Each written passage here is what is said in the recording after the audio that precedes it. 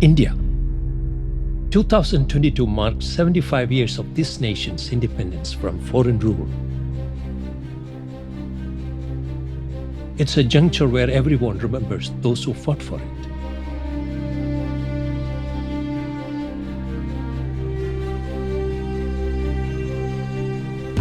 But is Indian fight for freedom or the resistance against foreign occupation something that began in the early 20th century? Or is it a massive movement that spread like wildfire in 1857? Or can any of the battles against the British in the 18th century be considered a fight for independence?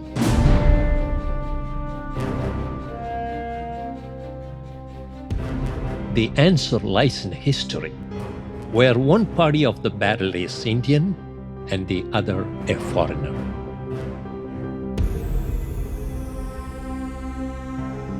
If so, it can be said that India has constantly been fighting against foreign oppression since the Battle of Hydaspes against Alexander of Macedonia. There are hundreds of such battles in the list. Many of them faded into oblivion without making it into history books.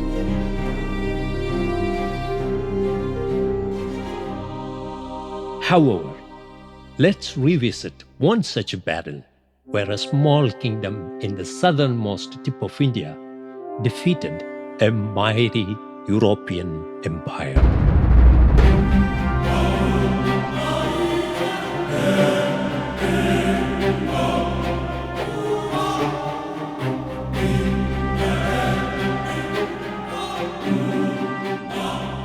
The Dutch East India Company, the largest enterprise in the history of mankind.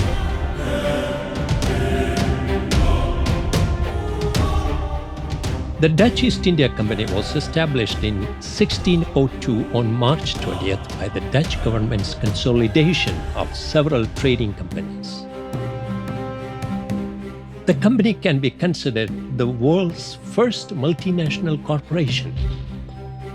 Its mission was to establish a monopoly in intercontinental trade over the seas. It had its own military and the authorization to wage wars. The Dutch government granted them the authority to punish the guilty and conquer lands on their own. It is said that the first form of stock trading and business was performed by the Dutch East India Company.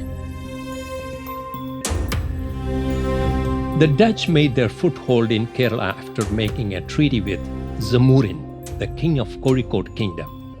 Zamorin made the decision to kick out the Portuguese from his territory. They began establishing trade outposts in Kozhikode with the permission of Zamorin. This, in turn, rose to become a threat to the trading domination of the Portuguese. Gradually, they expanded their area of activities from the North Kerala to the south. They signed treaties with the kings of Purakad and Kayankulam. During the period of 1658 to 59, they conquered the Portuguese-controlled territories, including Colombo.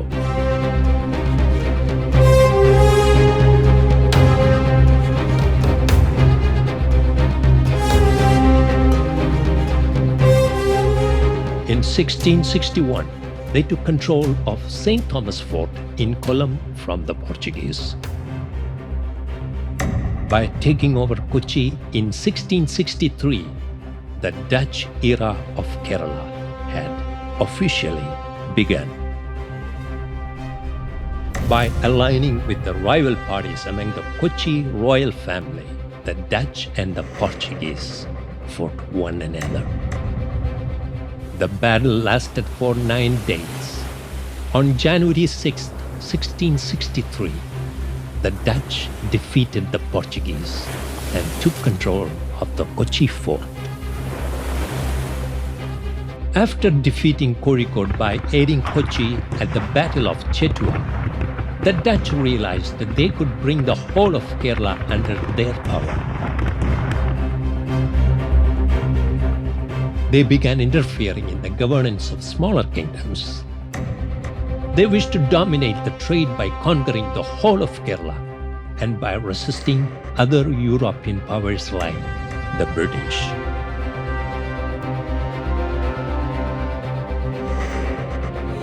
This policy was introduced by Gustav Wilhelm van Imhoff, the Governor General of the Dutch East Indies.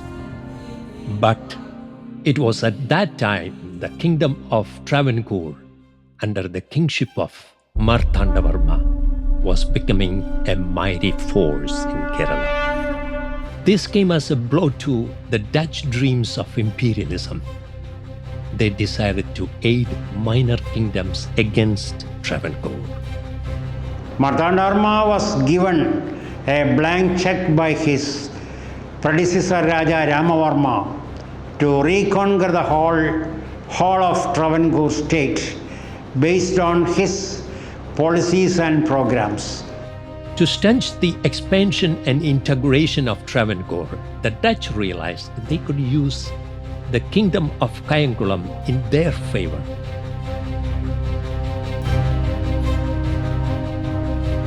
The Dutch governor of Kochi executed provocative actions. He sent a letter to Martandavarma not to interfere in the affairs of Kayankulam. However, Martandavarma was not ready to accept the demands of the Dutch. He replied that the Dutch shouldn't involve in any matter that doesn't affect the trading activities of the Dutch East India Company.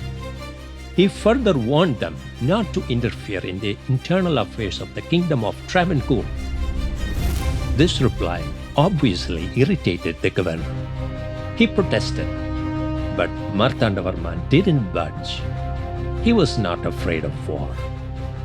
In 1739, Travancore decided to integrate Kayankulam back to its territories.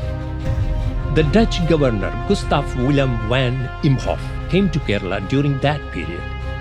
He realized that such an expansion of power of Travancore would consequently challenge the Dutch presence in Kerala. He visited Martandavarma in Padmanabhapuram Palace and warned him not to conquer Kayankulam.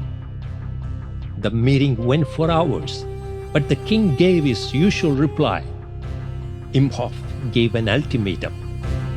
If Martandavarma doesn't retreat, the Dutch will go to war against Travancore and conquer the kingdom. Martandavarma stated that he was actually planning to gather all his forces, cross the oceans to attack, and conquer the Netherlands.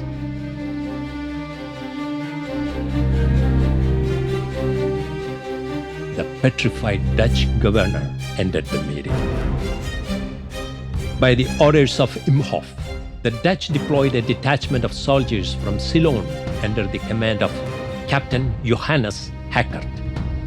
The Dutch declared Kollam, which was part of Travancore, as an independent kingdom. Martandavarma officially declared war against Kollam. The Travancore army destroyed the Dutch allied army of Kollam. Numerous Dutch soldiers were killed. The victorious Travancore army razed Dutch buildings, factories, and forts. The Dutch fled to Kochi. Travancore went on to seize Kayankulam as well. The Dutch soldiers deployed from Ceylon camped at Kulachal and began unleashing assaults. Kulachal was becoming an arena to a historic battle. The Dutch attacked nearby Travancore military camps and went on to loot trading posts.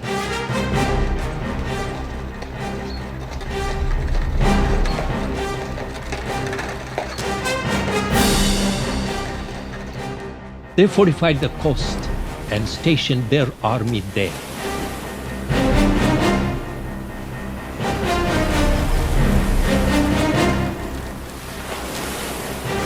Other divisions of the army attacked Tengapattanam, Kadiyapattanam, and advanced to Iraniya.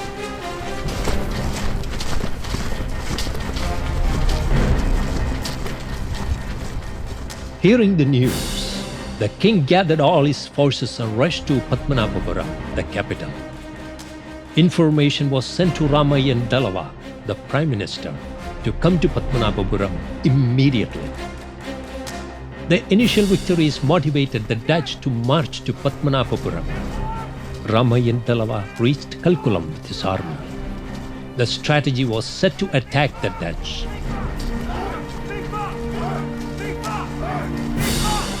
Fishermen with their boats surrounded the Dutch galleons to make a close watch.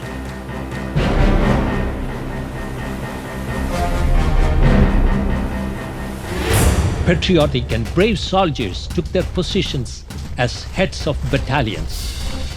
Ramayan Dalava placed himself at the center of these battalions at Nagarkoil.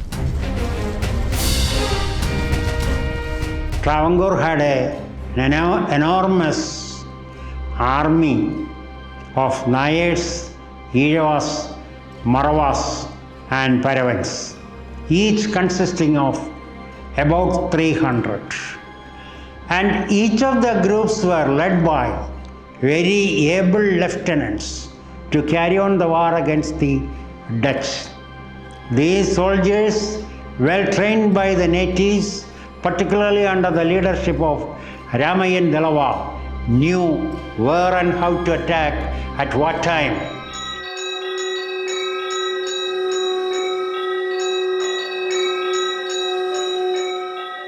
Just before the battle, Martandavarma visited and prayed at the Tiruvattar temple. He dedicated his sword to the god and sought blessings. He went straight to the battlefield and took charge of the army. One side was his bravery, his commitment, his courage. On the other side, equally or more important, was his absolute and total commitment to his titular deity, Sri Padmanabha Swami. And that was something inviolate, without compromise, and all comprehensive. In August 1741, the Battle of Kulachal had officially begun.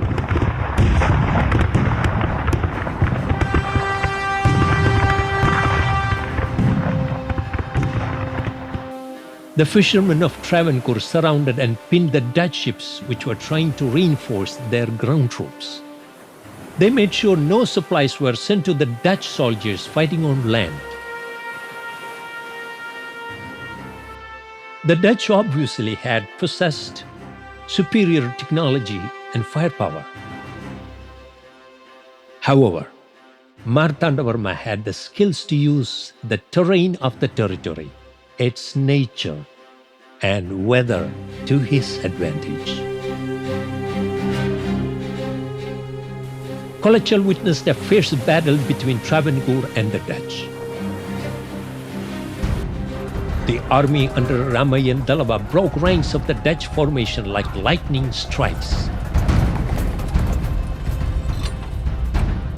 The Dutch soldiers retreated after the collapse of their formations. Their tactical positioning buckled, and the soldiers were staggered.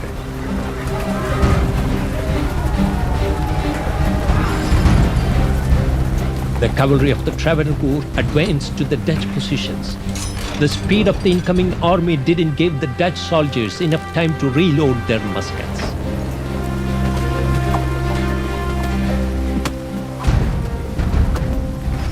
The Travancore cavalry advanced like wildfire.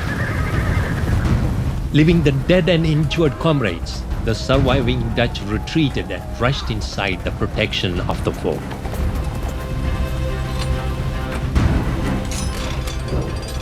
The Travancore army surrounded the fort. The Dutch were unable to get reinforcements from the ships which were blocked by the fishermen. They ran out of food and supplies. The spies sent by Travancore informed the king about the actual position of the Dutch ship, which contains essential supplies for the Dutch army. directing Travancore's firepower at that particular Dutch vessel led to its complete destruction. As though the god of Tiruvattar had aided Martandavarma's calculation of the weather, heavy rains soaked the Dutch gunpowder supplies wet. Devoid of food and medicines, the trapped Dutchmen fell ill inside the fort.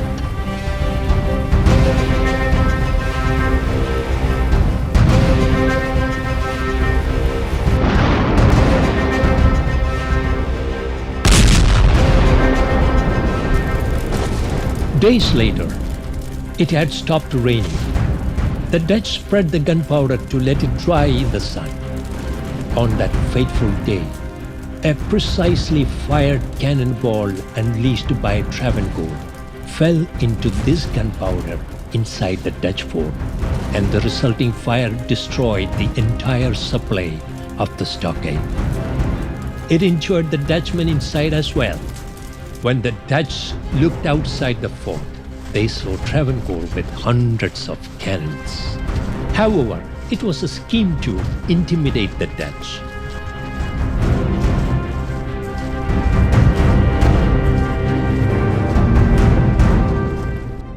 Travancore came up with that ingenious idea. For obvious reasons, there weren't much artillery power for Travancore.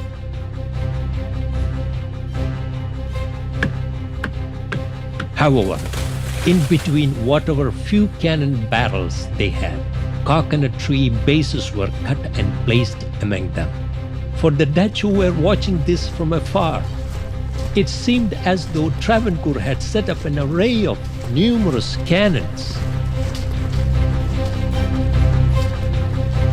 The Dutch feared that an all-out attack of such deployment of cannons will devastate them. Without any other options left, the Dutch surrendered. It was the first time in history that an Asian kingdom defeated a mighty European naval force.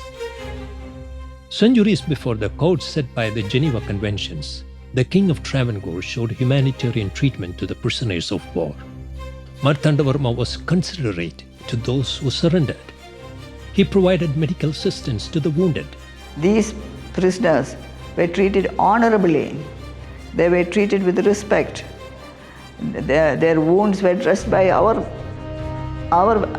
soldiers who helped them to move to places. They were given food, they were given medicine, they were given places to stay. They were not treated in an inhuman manner. The king also let them return to their homelands. However, he had offered an interesting proposition. Martandavarma was ready to accept Dutch soldiers to the Travancore army. Surprisingly, Eustachius de Lannoy, a Dutch naval officer, agreed and joined the Travancore side. Captain Delanoy was the real commander-in-chief of the Dutch East India Company who fought against the native state of Travancore. He was a well-disciplined, well-equipped, well-trained soldier. He went on to serve Travancore for the next 2 decades with the position of Valiya Kapitan or Senior Admiral. Captain Delanoy was able to train the natives not in the use of bows and arrows, but in using cannons and in most sophisticated weapons brought from outside, either through Dutch or through the English. He was very loyal to his new masters, extremely loyal. He stayed all his life, trained up the troops in more modern methods of warfare, and finally he got down his wife, he got down his son, and finally he passed away in Patnapuram area itself. With the surrender of Kollam and Kayangulam, all hopes of the Dutch were shattered. They realized that it was better to ally with Travancore. After many rounds of discussions, Martandavarma agreed to the treaty, which was highly beneficial to the interests of Travancore. According to this treaty, the Dutch always had to extend support to whatever military operations Travancore makes. With many such operations, Travancore expanded its territory from Kanyakumari to the border of Kochi. The Battle of Kulachal had a long-lasting impact on world history. The Dutch could never recover from the defeat they had in Kulachal. The mighty force that once tried to subjugate Travancore consequently kneeled to the mercy of the Hindu kingdom. Kulachal became the shroud of the imperialistic dreams of the Dutch. Historians refer to this battle as the beginning of the end of Dutch imperialism. Battle tactics, bravery, and determination of the Travancore army became a legend in the history of Kerala. A country that was once traumatized by civil wars and dominance of warlords, Martandavarma united the kingdom and made it a formidable force, challenging a mighty European power, making Travancore a fierce kingdom in Indian history.